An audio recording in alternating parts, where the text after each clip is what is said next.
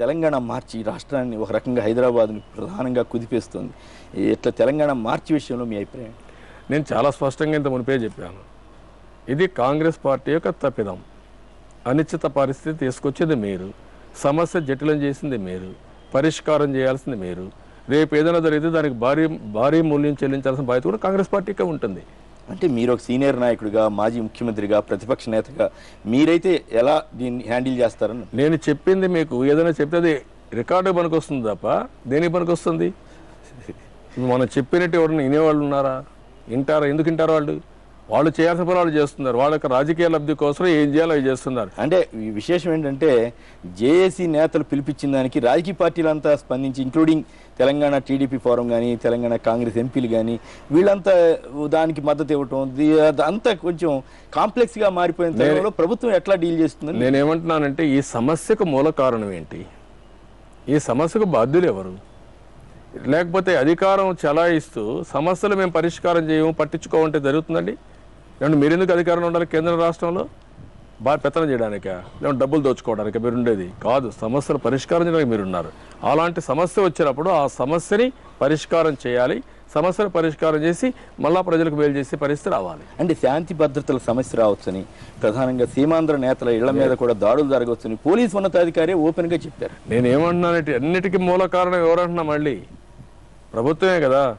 రోజు రోజుకు మీరు జటిలం చేస్తున్నారు కదా, మీరు పరిష్కారం చేయమంటున్నారు. పరిష్కారం చేసే పరిస్థితి కదా. రైట్. సపోజ్ కేంద్రం ఏదైనా ఒక పరిష్కారం తీసుకుంటే దానికి మీ పార్టీ పరంగా కానీ, ఒక రాష్ట్ర పెద్దగా కానీ మీరు ఎట్లా స్పందిస్తారు? దాన్ని ఓకే చేస్తారా? ఈ అయిపోయిందని? లేదు మళ్ళీ దాని మీద మీరు భిన్నాభిప్రాయం వ్యక్తం చేసే అవకాశం? వాట్ ఐఎమ్ సేయింగ్, అన్ని ఊహాజనితమైన క్వశ్చన్స్. వాళ్ళు ఏం చేస్తారు చెప్పకుండా మీరేం చేస్తారంటే ఏ నిర్ణయం తీసుకున్నా what ever it may be the decision. అందుకే ఒక మాట చెప్పాను నేను, మీరు నిర్ణయం చేయండి, సత్వరమే నిర్ణయం చేయండి, అనిశ్చిత పరిస్థితి తొలగించండి, ఆల్ పార్టీ మీటింగ్ పిలవండి. రాజకీయ ప్రయోజనాలు ఆల్ పార్టీ మీటింగ్ మీరే వెళ్తారా? ఎవరు వెళ్తాం? పార్టీ నిర్ణయిస్తాం. ఒకళ్ళనే పంపుతారా? ఇద్దరు? పార్టీ నిర్ణయిస్తాం. పార్టీ అంటే మీరేగా సార్, అందరం కలిసి. పార్టీ నేను ఒక్కడిగా కదా, మన పార్టీలో 20 లక్షల మంది కార్యకర్తలు ఉన్నారు, ఒక ఆర్గనైజేషన్ ఉంది, పాలిట్ బ్యూరో ఉంది, అదే మరిగా మా పార్టీలో స్టేట్ ఎగ్జిక్యూటివ్ ఉంది. ఇక్కడ క్లారిటీ లేదు అనే ఫీలింగ్ రావడం కూడా మంచిది కాదేమో. ఎందుకంటే ఒకళ్ళే కాకుండా ఇద్దరు వెళ్లే అవకాశం ఉంది అనేటువంటిది కనుక జరిగితే మళ్ళీ మామూలు అయిపోయింది. మాకు ఉండే క్లారిటీ, మాకు స్పష్టత ఉంది, మీరు పిలవండి. నన్ను రాష్ట్రంలో మెజారిటీ మొన్న మీరు ఎక్కడ పెట్టినా SMS మెసేజ్ పెట్టినా అర్థం చేసుకున్నారు. ఈ రోజు కూడా వస్తే 70%, 80% అర్థం చేసుకున్నారు. ఎప్పుడు ఒక 20% గారు అన్నారు ఎన్టీఆర్ ఆత్మ క్షోభిస్తోంది కాదని చెప్పారు. కాదని SMS వచ్చిన రోజు కాదని, మరి కానీ వాళ్ళు చేసే ప్రచారం వల్ల నష్టం జరుగుతుంది. ఎప్పుడూ దుష్ప్రచారం చేస్తానే ఉంటారండి, రాజకీయాల్లో ఎప్పుడూ ఉంటాయి. అందుకే ఆ ప్రచారాన్ని ఇప్పుడు ఒక విషయం మీరు గుర్తుపెట్టుకోవాలి. 35 సంవత్సరాలు నేను రాజకీయాల్లో ఉన్నాను. నా జీవితం మొత్తం ట్రాన్స్పరెంట్, ఎక్కడా ఏ తప్పు చేయలేదు. అందుకే కాంగ్రెస్ పార్టీకి నేను ఎప్పుడూ భయపడలేదు, ఇప్పుడు కూడా భయపడను, భవిష్యత్తులో భయపడను. ప్రజల కోసం ఏం చేయాలో చేస్తాను. మిగిలిన నాయకులు తప్పులు చేసి సరెండర్ అయ్యే పరిస్థితికి వచ్చారు. చాలా తక్కువ సమయం, వాళ్ళకి అధికారం రాకపోయినా సరెండర్ అయ్యే పరిస్థితికి వచ్చారు, తప్పులు చేసుకున్నారు. తెలంగాణ మార్చి నేపథ్యంలో కాస్త భయానకమైన పరిస్థితులు రావచ్చు అనే ఒక వాతావరణం ఉంది. ఈ నేపథ్యంలో ఉద్యమ నేతలకి మీరేమైనా సలహా ఇస్తారా? నేనేమంటున్నానంటే, ఇప్పుడు ఏం మాట్లాడినా అది థియరీ అవుతుంది. కానీ ప్రజల ప్రాణాలని, ఆస్తులను కాపాడవలసిన బాధ్యత ప్రభుత్వం పైన ఉంటుంది. అంతవరకే నేను చెప్పగలుగుతున్నాను. కానీ ఈ సమస్యలన్నిటికీ కూడా కారణం మళ్ళా కాంగ్రెస్ పార్టీనే. మీరు చేసినటువంటి అనాలోచిత ధోరణి కానీ, ఈ సమస్య పట్ల మీరు అవలంబించిన తీరు కానీ ఈ సమస్యలకు దారి తీసింది. అది మీరు గుర్తుపెట్టుకోవాల్సిన అవసరం ఉంది. ఒక రాజకీయ పార్టీగా అధికారాన్ని మాత్రం షేర్ చేస్తాం, బాధ్యతను మాత్రం మేము నిర్వహించాం, కర్తవ్యాన్ని మర్చిపోతాం అంటే కరెక్ట్ కాదు. డిసెంబర్ 7వ తేదీన జరిగిన ఆల్ పార్టీ మీటింగ్లో మీ పార్టీ నాయకులు ఆ ప్రాంతం ఈ ప్రాంతం తేడా లేకుండా వెళ్ళి తెలంగాణ అర్జెంటుగా ఇవ్వండి అని చెప్పారా లేదా? అలాగే ఆయా పార్టీల నేతలు చెప్పారు. చెప్పిన తర్వాత డిసెంబర్ 9 ప్రకటన వచ్చిన తర్వాత అది ఏ రకంగా రానివ్వండి, నేనేమి దాన్ని సమర్థించట్లా. ఆ తర్వాత మళ్ళీ వైఖరులు మార్చుకోవడం వల్ల కదా ఇదంతా సమస్య వచ్చింది. దీంట్లో రాజకీయ పార్టీల నేతలుగా రాష్ట్రంలో మీ అంత సీనియర్ నాయకుడు మరొకరు లేరు. 30 ఏళ్లుగా రాజకీయాల్లో అత్యంత ప్రభావితమైనటువంటి నాయకుడిగా మీరున్నారు. మీకు పాత్ర లేదని ఎట్లా అంటారు? మీరు గుర్తుపెట్టుకోవాల్సిన ఒకటి ఉంది. అధికార పార్టీ కొన్ని ప్రపోజల్స్ పెట్టినప్పుడు కొన్ని సజెషన్స్ ఇస్తాం. ఆ రోజు ఒక ఇష్యూ అవుతుంది, ఇంకొక రోజు ఒక ఇష్యూ అవుతుంది. ఎవరైతే నిర్ణయం చేయాలో నిర్ణయం చేసి ముందుకెళితే కొన్ని రోజుల తర్వాత సమస్య అక్కడికి సమస్య పోతుంది. దాన్ని జటిలం చేయాలంటే సమస్యను పోస్ట్ పోన్ చేసి వాళ్ళ అప్రోచ్ వల్ల రాజకీయ ప్రయోజనాల కోసం ఉపయోగించుకోవాలనుకున్న దానివల్ల ఈ సమస్యలు వస్తున్నాయి. ఎప్పుడైతే ఇంపార్షియల్గా ఏ సమస్య వస్తుంది, కానీ దాని దుష్పరిణామాలు కూడా ఉంటాయి. ఆ రోజు గోల్డెన్ టెంపుల్ ఉంది, ఇందిరాగాంధీ గారు చేసిన పనికి అక్కడ ఏం జరిగింది, మళ్ళా కొన్ని సంవత్సరాలుగా ఆ సమస్య అతలాకుతలమైంది. కడాన ఆవిడ హత్యకు కూడా కారణమయ్యే పరిస్థితి వచ్చింది. కాశ్మీర్లో ఆ రోజు చేసిన తప్పుల వల్ల ఇప్పటికి కూడా కాశ్మీర్ తగలబడే పరిస్థితికి వచ్చింది. అస్సాంలో అదే మాదిరిగా ఉంది. నేననేది ఏంటంటే, బాధ్యత కలిగిన రాజకీయ పార్టీలు మీరు సమస్యల పరిష్కారం చేయడంలో చొరవ తీసుకోవాలి. మీరు చొరవ తీసుకోకుండా మీరు నన్ను అడిగితే సీనియర్ నాయకుడు కాబట్టి మీరు చెప్పమంటే, సీనియర్ నాయకుడుగా నేను చెప్పే పరిస్థితులు ఈ సున్నితమైన విషయంలో మా స్టాండ్ చెప్పాం, చరిత్ర చెప్పాం, పరిష్కారం చేయమంటున్నాం. అంటే ఫైనల్గా ఈ సమస్యకి త్వరలో ఏమన్నా పరిష్కారం ఆశిస్తున్నారా? ఆశించడంగా చేయాలని డిమాండ్ చేస్తున్నాం. అంటే మీకు ఆ నమ్మకం కలుగుతుందా? దట్ ఈస్ నమ్మకం కలుగుతా ఉందంటే వీళ్ళు ఏం చేస్తారు, ఢిల్లీలో జరిగిన పరిణామాలు కాదండి, 2 ఎలక్షన్లు కూడా ఉపయోగించుకున్నారు, 3వ ఎలక్షన్ కూడా ఆలోచిస్తున్నారు. ఇది దుర్మార్గం, ఇది కరెక్ట్ కాదు. రైట్. సమస్యను పరిష్కారం చేయమని కోరుతున్నాను. ఇక ఇతర అంశాల్లోకి వస్తే, రాష్ట్రంలో ప్రజలు ఎదుర్కొంటున్న అనేక సమస్యలు, ప్రధానంగా విద్యుత్ సమస్య కానీ ఇవన్నీ కూడా చాలా తీవ్రంగా ఉన్నాయి. వాటిని ఎట్లా మీరు ప్రజల్లోకి తీసుకువెళ్తారు, ఏం చెప్తారు ప్రజలకి? నేను ఒకటి గుర్తుపెట్టుకోవాలి, ఏదైతే తెలుగుదేశం పార్టీ హయాంలో చేసిన పనులన్నీ ఈరోజు వ్యవస్థలన్నీ కుప్పగూలిపోయి సర్వం భ్రష్టు బట్టి ఈరోజు ఈ పరిస్థితికి వచ్చింది. ఒక ఎగ్జాంపుల్, కరెంటు 94 కంటే ముందు కరెంట్ వచ్చేది కాదు, కొరత ఉండేది. 94 నుంచి 2004 వరకు అనేక సంస్కరణలు తీసుకొచ్చి భారతదేశంలోనే అతి క్లిష్టమైన సంస్కరణలు తీసుకొచ్చి తెలుగుదేశం పార్టీ. కొంతమంది అన్నారు అధికారం పోతుందన్నా కూడా భయపడకుండా చేశాం, కడాన అధికారం కూడా దెబ్బతిన్నాం. కానీ ఒక తృప్తి ఉంది, ఈ రాష్ట్రాన్ని సరైన మార్గం నిలబెట్టాం, ఈ రాష్ట్రంలో ప్రజలకు వెలుగిచ్చామని ఆనందపడ్డాం. ఆ రోజు ఎక్కడ పవర్ కట్లు లేవు.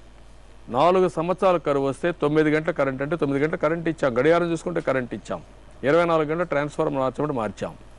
ఈరోజు మీరు చూస్తే మనకంటే వరస్ట్గా ఉన్న గుజరాత్ కానీ బీహార్ కానీ బ్రహ్మాండంగా అభివృద్ధి అయి ఆంధ్ర రాష్ట్రం అంధకారమయ్యే పరిస్థితి వచ్చింది.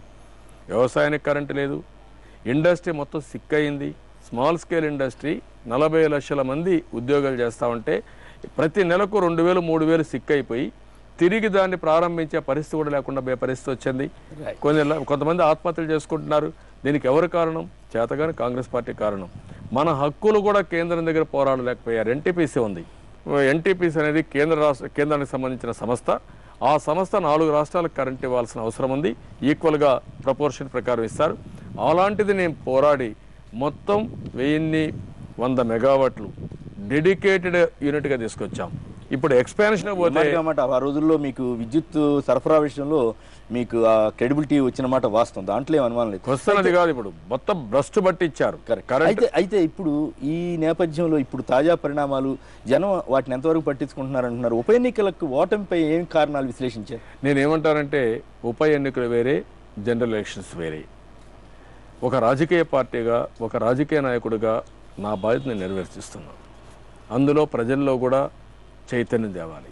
ఓసారి కొన్ని అపోహలు వస్తాయి, కొన్ని సొంత పేపర్లు పెట్టుకొని, సొంత మీడియా పెట్టుకొని మ్యానిపులేట్ చేసి ప్రజలు కూడా మభ్య పెట్టచ్చు. అది శాశ్వతం కాదు. ఈరోజు ప్రజలు పడే బాధల్ని, ప్రజలు పడే ఇబ్బందుల్ని ప్రజలు గుర్తించుకోవాల్సిన అవసరం ఉంది. వాళ్ళల్లో చైతన్యం రావాలి. అందుకని మీ ప్రత్యర్థులు కొందరు మీ మీద ఒక ప్రచారం కన్సిస్టెంట్గా చేస్తుంటారు, మీకు క్రెడిబిలిటీ కాస్త తక్కువ, విశ్వసనీయత లోపం ఉంది, అందుకే జనం నమ్మట్లేదు అనేటువంటి వాదన మీకు కొంతమంది చేస్తుంటారు. నేను అడుగుతున్నాను మిమ్మల్ని శ్రీనివాసరావు గారు, విశ్వసనీయత అంటే ఏంటి? దానికి డెఫినేషన్ ఏంటి? ఎవరైతే విశ్వసనీయత గురించి మాట్లాడుతున్నారో ఆ విశ్వసనీయతకు డెఫినేషన్ చెప్పమనండి. నేను నా జీవితాంతం క్రమశిక్షణగా ఉన్నాను, ఒక పద్ధతి ప్రకారం నేను ముందుకు పోతున్నాను, ప్రజల కోసమే నేను బ్రతికాను, నేను వేరే వాళ్ళకి ఎవరికి దోచిపెట్టలేదు, ప్రభుత్వ ఆస్తులు అన్యాక్రాంతం కాకుండా కాపాడాను, ప్రజలకు ఏ పాలసీలు పెడితే సంపద వస్తుంది, ఆ సంపద వల్ల వాళ్ళు బాగుపడతారు, భావితరాలకు లాభం వస్తుందో ఆ పనులు నేను చేశాను. వీళ్ళు ఏం చేశారు? వ్యక్తిగతంగా మిమ్మల్ని ఎవరు తప్పుపడతారు కానీ ఏది మీరు ఉండే సింప్లిసిటీ అది కూడా కాదు. రాజకీయ విధానాలు నేను ఎక్కడ తప్పు చేశాను? వీళ్ళు రాజకీయ దోపిడీ చేశారు, రాష్ట్రాన్ని భ్రష్టు పట్టించారు, ప్రజలకు మభ్యపెట్టారు, సంక్షేమ కార్యక్రమాల పేరు పెట్టి ఏదో కొన్ని కార్యక్రమాలు చేసినట్టు చూపించి మొత్తం ఆస్తినంతా దోపిడీ చేసి వేల కోట్ల రూపాయలు దోపిడీ చేశారు. 26 జీవోలు వీళ్ళు ఇష్యూ చేస్తే ఈరోజు ఎంతోమంది మంత్రులు జైలుకు పోయే పరిస్థితి, సుప్రీంకోర్టుకు పోయే పరిస్థితి, రేపు ఎల్లుండి ప్రాసిక్యూషన్ వచ్చే పరిస్థితి వచ్చింది. ఇవన్నీ విశ్వసనీయతకు సంబంధించిన విషయాలను అడుగుతున్నాను నేను. విశ్వసనీయత అనేది ఒక పద్ధతి ప్రకారం పనిచేయాలి, రాష్ట్రం కోసం పోరాడాలి. వీళ్ళు నా తప్పులు చెప్పలేరు కాబట్టి మీకు విశ్వసనీయత లేదు, రైతులకు మోసం చేశారు, మీకు ఎంత ఆస్తుంది, ఇవన్నీ చెప్పారు. నేను ఎన్నోసార్లు ఛాలెంజ్ చేశాను, నా ఆస్తి వివరాలు ఇవి, నా క్యారెక్టర్ ఇది, సమాధానం చెప్పన్నాను. ఎవడో సమాధానం చెప్పే పరిస్థితులు లేరు. అంటే దానికి సమాధానం చెప్పకుండా వక్రీకరించే పరిస్థితికి వచ్చారు.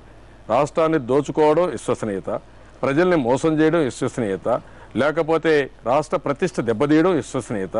ఎవరైతే రాష్ట్రం కోసం రాత్రింబగులు కష్టపడతారో అది విశ్వసనీయత కాదు. బాగా ఎదురుదాడి చేశారు. ఎదురుదాడి కాదండి, మీరు కూడా ఆలోచించుకోవాలి. అడిగే వాళ్ళు ఎవరైతే ఉన్నారో విశ్వసనీయత గురించి డెఫినేషన్ రాయండి. బాగా చెప్పారు. నా కేసు ఒక ఎగ్జాంపుల్. నేను ఛాలెంజ్ చేస్తున్నా, ఏది విశ్వసనీయత కావునో ఏది విశ్వసనీయత కాదో ప్రజల దగ్గరికి పోదాం, డిబేట్ చేద్దాం.